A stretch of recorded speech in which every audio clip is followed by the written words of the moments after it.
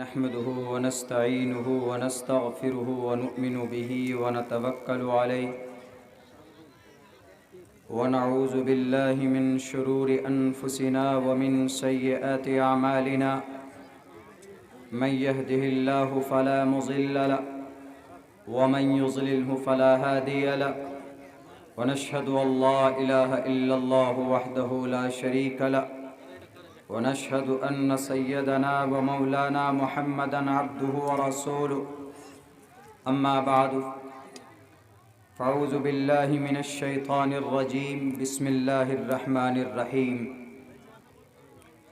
इन्नल्लाहा ला युग़य्यिरु मा बिक़ौमिन हत्ता युग़य्यिरू मा बिअन्फुसिहिम व इज़ा अरादल्लाहु बिक़ौमिन सूअन फ़ला मरद्द लहु वमा लहुम मिन दूनिही मिन वाल वक़ाल अल्लाहु तबारक व तआला फ़िल क़ुरआनिल मजीद कुन्तुम खैरा उम्मतिन उख़रिजत लिन्नास तअमुरून बिल मारूफ़ व तन्हौना अनिल मुनकर व तुअमिनून बिल्लाह क़ाल अन्नबिय्यु सल्लल्लाहु अलैहि वसल्लम मन रआ मिनकुम मुनकरन फ़ल्युग़य्यिरहु बियदिही फ़इन लम यस्तति फ़बिलिसानी फ़इन लम यस्तति फ़बिक़ल्बी वज़ालिका अज़ाफ़ुल ईमान रवाहुल मुस्लिम वक़ाल अन्नबिय्यु सल्लल्लाहु अलैहि वसल्लम कफ़ा बिलमर्इ कज़िबन अन युहद्दिस बिकुल्लि मा समिअ रवाहुल मुस्लिम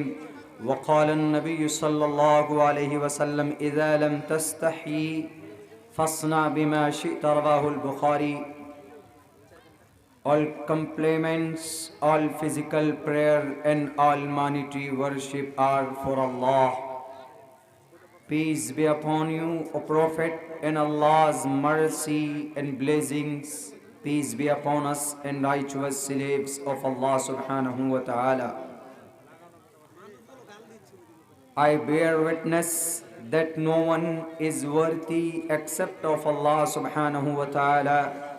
In the name of Allah, the most gracious, the most merciful. O my Lord, expand me my breast is my task for me.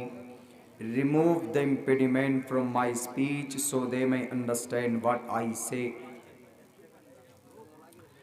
बहुनाम जन्म नामन्ते ज्ञानवान माम प्रपद्यते वासुदेवः सर्वमिति समहात्मा सुदुर्लभः उदारा सर्व एवैति ज्ञानी तात्मेव मयिमतम् आस्थितः सही युक्तात्मा मामेवामुत्तमां गतिम् ओम सहनाववतु सहनो भुनक्तु सहवीर्यं कर्मामहे तेजस्वनावदीदवस्तु मा विद्विषावहे ब्रह्मानन्तमनादि विश्वकुर्दजं सत्यं परं शाश्वतं विद्या यस्य सनातनी निगम हृदय न सन्दुरुषीटिस्थितिरुपमस्सया न चक्षुषा पश्यति कश्चनैनं पापिष्ठास्ते प्रपशान्ति यं रूपं भयंकरम्।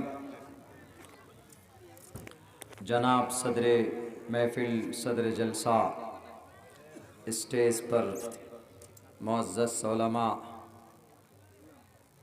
और दानिश्वरान कौम मिल्लत और इस पिंडाल में बैठे हुए हमारे गयूर मुसलमानों और हमारे समाज के नौजवान, हमारे समाज के नौजवान साथियों और हमारे इस मोहल्ले की समाज की इज़्ज़तदार माँ और बहनों, आज आपके इस जलसे की दूसरी रात है और आखिरी नशिस्त भी है और आखिरी कड़ी भी है। मुनासिब भी है कि ज़्यादा ठंडी में ज़्यादा देर तक प्रोग्राम मुनासिब नहीं होता है, सेहत के लिए भी और तबीयत भी बोझल हो जाती है। इसीलिए मेरा जहाँ तक तजुर्बा और अंदाज़ा और मेरी ओपिनियन और मेरा मशवरा यही रहता है कि जलसा रात को पूरी रात कराने से बेहतर होता है कि आप 12 साढ़े 12 बजे तक, बल्कि इस सर्दी में तो उससे भी पहले जलसे का अगर इख्तिताम हो जाए तो बेहतर होता है। मेरे भाइयों, मैं दो तीन बातों पर दो तीन चीज़ें आप लोगों के सामने मुझे बात करनी है और उन सब का ताल्लुक़ हमारे इस्लाम से है। इस्लाम और मौजूदा ज़माने से भी है, हालात हाज़रा से है, लेकिन सब कनेक्टेड हैं, सब रिलेटेड हैं कुरान और शरीयत से, इस्लाम से, मुसलमानों से, मोमिनों से। इसीलिए मैं उस ताल्लुक़ से बात करूँगा। मैंने उनको नोट डाउन भी किया है, जो मुझे यहाँ के अहवाल और मुसलमानों की हालतें हैं। मैंने कल भी ऐलान किया था, मैंने कहा था कि नया साल इस्लाम की नज़र में इसका क्या मकाम, क्या अहमियत और क्या हैसियत है, हमें इस पर भी चर्चा करना है। और एक बड़ा मसला मुकम्मल मुनज़्ज़म अंदाज में उसका जवाब नहीं दिया जा रहा है, लव जिहाद का। लव जिहाद इस्लाम की नज़र में, शरीयत की नज़र में इसकी क्या हैसियत है, इसकी क्या अहमियत है, इसका क्या मकाम है, इसकी क्या हकीकत है, मैं आप लोगों के सामने वो भी बात रखूँगा। और एक बहुत बड़ा हादसा हमारे भारत में एक सूबे में जोशी मठ को लेकर हो रहा है। वहाँ 4000 लोग अपने घर छोड़कर वो बेघर हो चुके हैं, पहाड़ों में बसते हैं और पहाड़ों में दरार आ रहे हैं और उस दरार की वजह से लोगों के घर टूट रहे हैं, लोगों के घर गिर रहे हैं। उसका ताल्लुक़, यानी अगर किसी इंसान का घर टूट जाए, बेसहारा हो जाए, तो इस्लाम की नज़र में उसका क्या मसला है, इस्लाम उसके बारे में क्या कहता है, हम वो भी आपके सामने पेश करेंगे। उसके बाद फिर अभी रिसेंटली 2-3 रोज़ पहले इस्लाम के बारे में किसी ने कहा कि इस्लाम कट्टर मज़हब है। किसी ने क्या, बल्कि साफ लफ्ज़ों में मैं ये कहूँ, राष्ट्रीय स्वयं सेवक संघ के प्रमुख, जिन्हें हम और आप मोहन भागवत के नाम से जानते हैं, उन्होंने ये कहा है कि इस्लाम कट्टरता को छोड़कर मुसलमान अगर हमारी बात नहीं मानेंगे तो हम मुसलमान अपने आप को लायक और फाइक न समझे, मुसलमान को अपने आप को बड़ा न समझे। इस देश में हम सबसे बड़े हैं, वो कह रहा है, इस देश में हम ही सबसे बड़े हैं, हमसे बड़ा कोई नहीं। 1000 साल की हमारी जंग है, तब हम जाकर यहाँ तक पहुँचे हैं। इस तरह के गलत दावे हैं। क्या इस्लाम कट्टरता को दावत देता है? क्या इस्लाम कट्टर मज़हब है? क्या इस्लाम जुल्म ज़्यादती का आर्डर करता है? इसके ऊपर भी मैं बात करूँगा कुरान और शरीयत की रोशनी में। उससे पहले इस जलसे के हवाले से कुछ बात मेरे कानों तक पहुँची। जलसा क्यों करते हैं हम लोग? What is the intention to be a जलसा?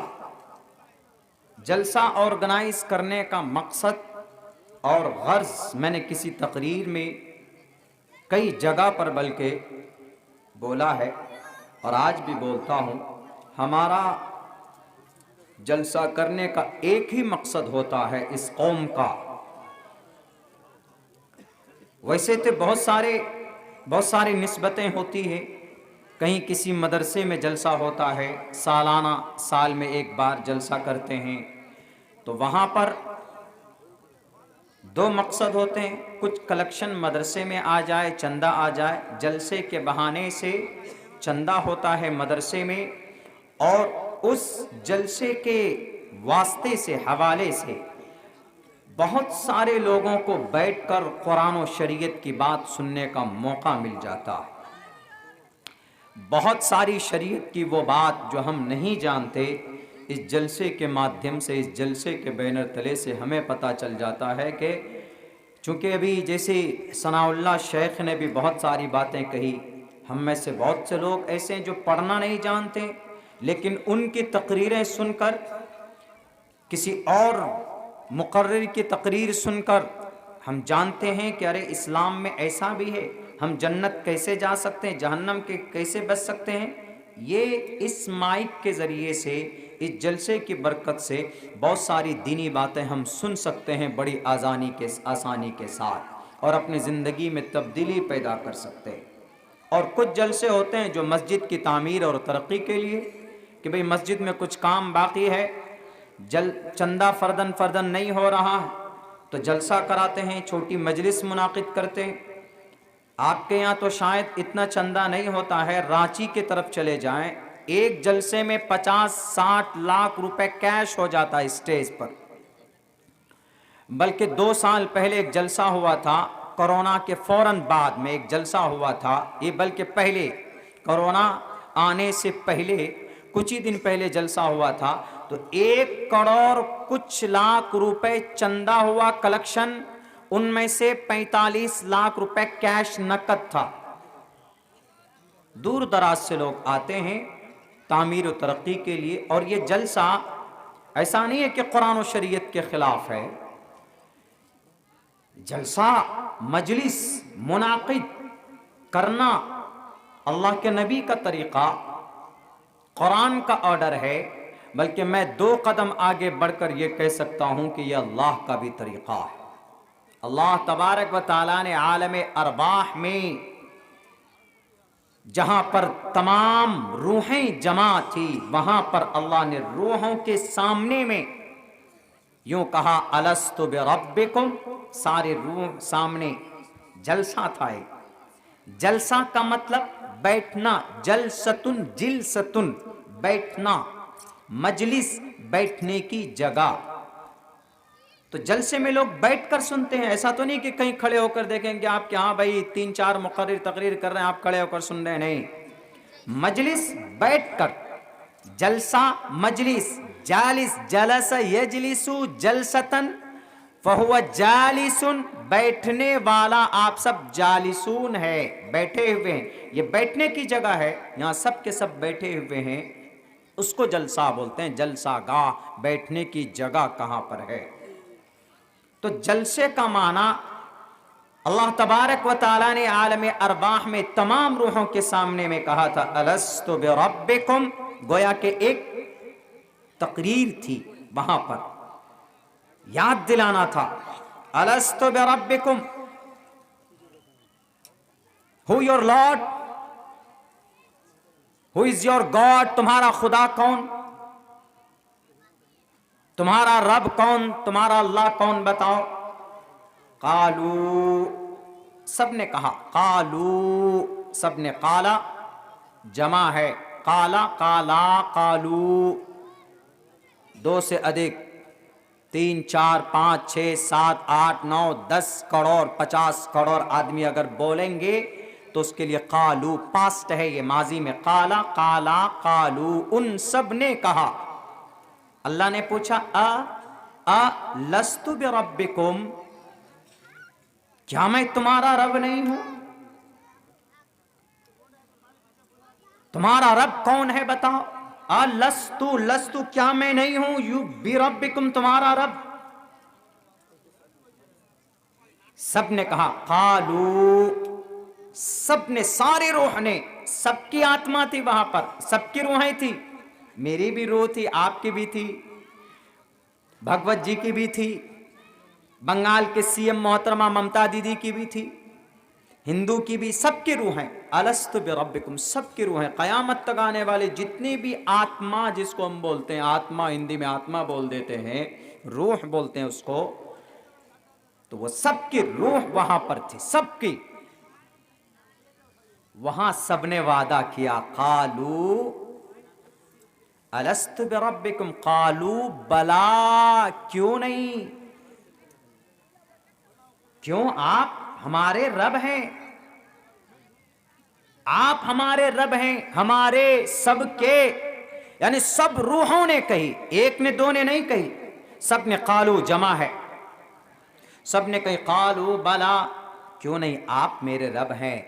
सब ने वहां वादा किया कि अल्लाह को कहा कि आप मेरे रब हैं, यानी आप एक हैं, आप मेरे रब हैं, आप हमारे रब हैं। लेकिन माँ के पेट से जैसे बच्चे की शक्ल में एक बॉडी जिस्म के अंदर सरायत करके आप एक जिस्म में दाखिल होकर जब माँ के पेट से बाहर निकले, यहां आने के बाद में आपने अपना मजहब बदल लिया। इसीलिए कहा जाता है, अल्लाह के नबी का फरमान है कि हर बच्चा माँ के पेट से पैदा होता है मुसलमान बनकर पैदा होता है। क्यों?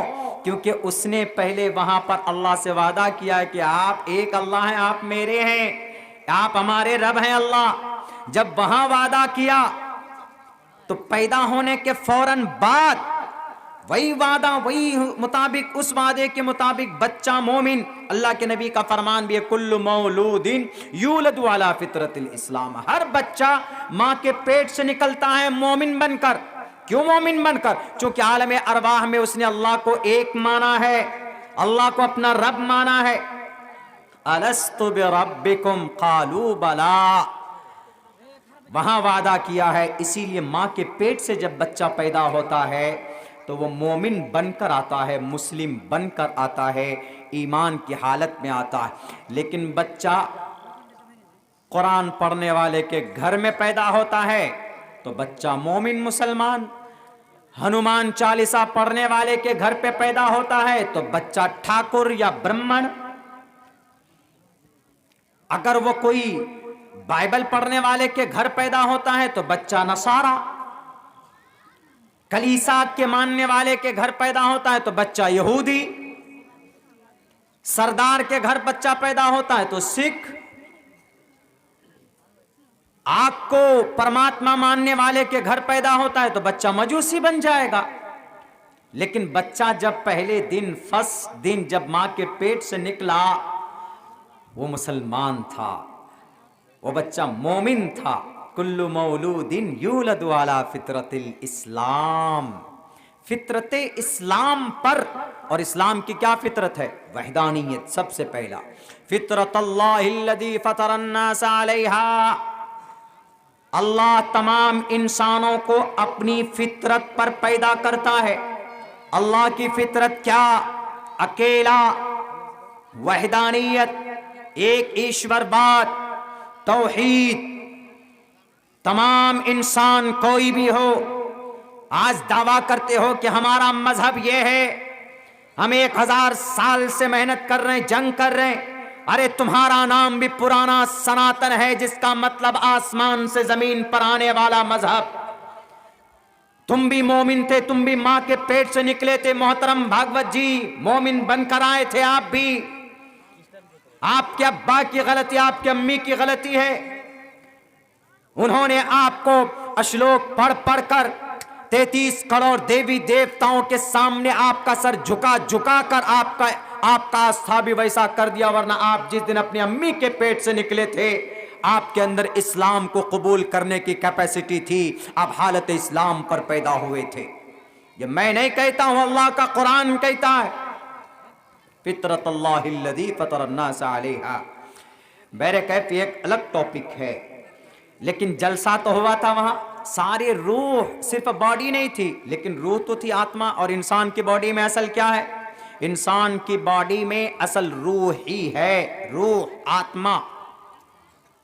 अगर इंसान की बॉडी में आत्मा ना हो, अगर इंसान के जिस्म के अंदर जान ना हो, आपकी जान निकल जाए, आपकी रूह निकल जाए, तो आपकी बॉडी बेजान होगी कि नहीं होगी? 24 घंटे में आपकी बॉडी से बदबू निकलनी शुरू हो जाएगी। देख लीजिए आप, है ऐसा। आपकी बॉडी में जान है तो आप हैं। सबसे ज्यादा ताकतवर चीज इस दुनिया में क्या है? मट्टी है।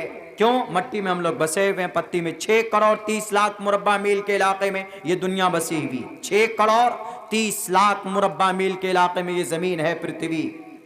सबसे ताकतवर पृथ्वी, बर्दाश्त करने की ताकत। लेकिन इस पृथ्वी से, इस जमीन से भी ज्यादा ताकतवर कौन? पत्थर। पत्थर अगर कहीं पे मारे तो तोड़ सकती, जमीन को तोड़ सकती, फोड़ सकती। फोड़ सकता है, लेकिन पत्थर से भी ज्यादा ताकतवर कौन? लोहा, आयरन। पत्थर को तोड़ना हो तो लोहे से हथौड़ी मारते हैं, लोहे का हथौड़ी मारते हैं, पत्थर टूट जाता है। लेकिन लोहे से भी ज्यादा ताकतवर कौन? आग।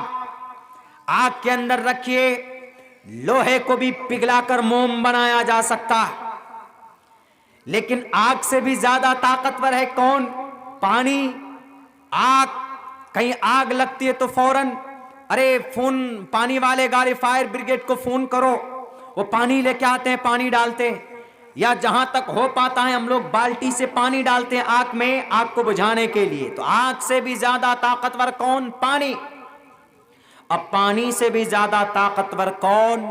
हवा। आप देखेंगे हवा जब आती है, आंधी, समंदर में जो ज्यादा तेज जब हवाएं चलती हैं तो आप देखेंगे कि पानियों के बड़े बड़े मौजे और बड़े बड़े लहर पैदा होते हैं हवाओं की वजह से। और जब तेज हवा हो तो पानियों को भी उड़ाकर लेकर जा सकती है हवा। हवा से भी ज्यादा ताकतवर है कोई चीज इस धरती पर, वो कौन सी चीज है? हवा से भी ज्यादा ताकतवर चीज इंसान की रूह है, इंसान की आत्मा है। इंसान के अंदर रूह से ज्यादा ताकतवर कोई चीज नहीं। और रूह क्या है? ये अल्लाह का ऑर्डर है, अल्लाह का हुक्म है। हवा से ज्यादा ताकतवर कैसे? हवा को आप कैच कर सकते हैं कहीं पर किसी उसमें, लेकिन आप देख तो नहीं सकते, लेकिन महसूस होता। जब हवा आती है आपको महसूस होगा कि हाँ हवा लग रही। पकड़ सकते हैं? नहीं पकड़ सकते। You are not able to catch the air. आप हवा को नहीं पकड़ सकते, लेकिन हवा है। इसी तरीके पर जो रूह है, रूह को न महसूस कर सकते हैं आप, न देख सकते हैं, न पकड़ सकते हैं। तो इन तमाम चीजों से बढ़कर अगर ज्यादा ताकतवर कोई चीज है तो इंसान के बॉडी के अंदर आत्मा है, रूह है, उसकी रूह। यसअलूनका अनिर रूह कुलिर रूहु मिन अम्रि रब्बी। अल्लाह के नबी से सवाल किया गया था। तो ये रूह आपकी बॉडी में है तो आपकी बॉडी की कीमत, रूह खत्म हो जाए, रूह चली जाए आपकी बॉडी से, आपके बच्चे आपको खुद कंधों पर उठाकर 24 घंटा रोएंगे। आप अब्बा हैं, मर गए तो बेटा भी रोएगा अब्बा चले गए, बेटी भी रोएगी अब्बा चले गए, बीवी भी रोएगी आपकी कि हमारा शौहर चला गया। लेकिन कब तक? 5 घंटे रोएंगे, 10 घंटे रोएंगे। उसके बाद फिर क्या होगा? उसके बाद चलो बहुत प्यार बहुत मोहब्बत है अपने अब्बा से, तो एक काम करो, उसकी बॉडी को घर के अंदर बिठा लो, रख लो कि नहीं जी नहीं जाने देंगे, हमारे अब्बा है, हमारे अब्बा की बॉडी है। 24 घंटे रखेंगे, 36 घंटे रखेंगे, 48 घंटे के बाद बॉडी से आपकी बदबू आनी शुरू हो जाएगी, गलना शुरू हो जाएगा। जब तक रूह है तो आपकी बॉडी हरकत करती, आपकी बॉडी के अंदर कोई कमी नहीं है। लेकिन जैसे रूह निकली आपकी बॉडी कोई काम की नहीं, आपकी बॉडी बिल्कुल मट्टी में दफन कर देते हैं, आपके गोश्त और आपकी हड्डियां खत्म हो जाती। पता ये चला कि इस धरती के ऊपर आलम अरवाह में अल्लाह तबारक व ताला ने रूहों के सामने में जलसा किया था। जैसे अल्लाह ने वहां जलसा किया, अच्छी बात, अच्छा वादा लिया। जैसे यहाँ जलसे में वादा लेते हैं कि हाँ बोलो तुम कल से नमाज पढ़ोगे कि नहीं, सब लोग हाथ उठाकर वादा करते हैं, हाँ हम नमाज पढ़ेंगे मौलाना, हाँ मौलाना हम झूठ नहीं बोलेंगे। वादा तो करता है, कुछ लोग कोशिश भी करते हैं अल्हम्दुलिल्लाह, कुछ लोग पाबंदी सलात भी करते हैं। जिस तरीके से अल्लाह ने वहां पर रूहों के सामने में तकरीर की, अलस्तु बिरब्बिकुम, बताओ तुम्हारा रब कौन, मैं हूं कि नहीं हो? कालू वला, सब ने कहा कि आप हमारा रब हैं। तो ये जलसा किसका तरीका हुआ? अल्लाह का तरीका हुआ। अब दुनिया के अंदर वहां तो अल्लाह था जलसा का ऑर्गेनाइजर, उनको तो पैसों की जरूरत थी नहीं, कोई चीज जरूरत हो तो कुन फयकून हो जाता, उसकी भी जरूरत नहीं पड़ती कभी कभी अल्लाह को। तो अल्लाह कभी कभी बस सिर्फ ऑर्डर देता, अल्लाह की मशीयत होती, चीज वजूद में आ जाती थी, वरना ऑर्डर देने की भी जरूरत नहीं पड़ती थी कभी कभी। अल्लाह तबारक व तआला, अल्लाह की ख्वाहिश भी अल्लाह ने चाहा अल्लाह की मशीयत हुई, चीज़ वजूद में आ जाती थी। लेकिन आज दुनियावी जलसा करने के लिए तो ऐसा तो नहीं होगा कि हम कहेंगे, दिल में चाहेंगे कि बढ़िया साउंड वाला आना चाहिए तो साउंड वाला आ जाएगा, ऐसा नहीं है। आपको पैसा देना पड़ेगा। भैया साउंड वाला, आपका डीजे चाहिए हमको, आपका साउंड चाहिए, आप लाइट चाहिए, टेंट चाहिए, स्टेज चाहिए बढ़िया। हमारे यहाँ कहीं कहीं पर बहुत महंगा होता, आपके यहाँ भी होता होगा, बिना उसके तो होगा नहीं। चंदा करेंगे, कलेक्शन करेंगे, और बहुत से लोग इसी चंदा और इसी कलेक्शन पर एतराज भी करते हैं। क्या जरूरत है जलसा में पैसा चंदा करने की, क्या जरूरत? हाँ, जलसा कीजिए, बहुत अच्छी बात है, लेकिन कुछ चीजें काबिल इस्लाह हैं। कुछ लोग जलसा सिर्फ इसलिए होना चाहिए कि कुरान और शरीयत की बात सुनी जाए, कही जाए, उस पर अमल की जाए, और दूसरी चीजों के लिए जलसा नहीं। बहुत से जगह पर मेले ठेले लगा लेते, बहुत से जगह पर, आप ही क्या नहीं, हमारे यहाँ भी है, ऐसा है, हर जगह पर होता है, कहीं कहीं पर होता, कहीं कहीं पर अच्छा निजाम है, नहीं होता। मेला ठेला से प्रॉब्लम यह हो जाती है कि लोग, बच्चे, समाज के हमारे नौजवान बच्चे बच्चियां, सामान का कुछ अच्छा तबका चला जाता है उधर। कोई चाय पी रहा है, कोई नाश्ता कर रहा है, कोई पान खा रहा है, कोई हा हू कर रहा है, यहाँ कुरान पढ़ा जा रहा है, कुरान पढ़े और ना सुने। इज़ा क़रअल क़ुरआन फ़स्तमिऊ लहू वअनसितू, रब कहता है कि जब कुरान पढ़ा जाए तो खामोशी के साथ सुनो, पढ़ो, रिपीट करो। लेकिन नहीं जी, कुरान पढ़ा जा रहा, मौलाना अब्दुल्ला कुरान पढ़ रहे हैं और दूसरे मुकर्रिरीन कुरान पढ़कर सुना रहे हैं, वहां पर चाय पी रहे हैं और हंसी मजाक कर रहे हैं, तो ये मजलिस के और कुरान का मजाक हो जाएगा, फिर मजलिस के अदब के खिलाफ हो जाएगा। इसीलिए हमारे उलमा मना करते हैं उस चीज को। अलबत्ता बहुत से लोग बोलते हैं, बहुत से लोग, जहां बुराई हो वहां बोलने पर किसी को नहीं हिचकिचाना चाहिए, किसी को भी नहीं हिचकिचाना चाहिए। जो चीज बुरी है वो बुरी है, शरीयत की नजर में उसका मेंशन होना चाहिए, लोगों के सामने वो बात होनी चाहिए कि ये चीज गलत है तो गलत है।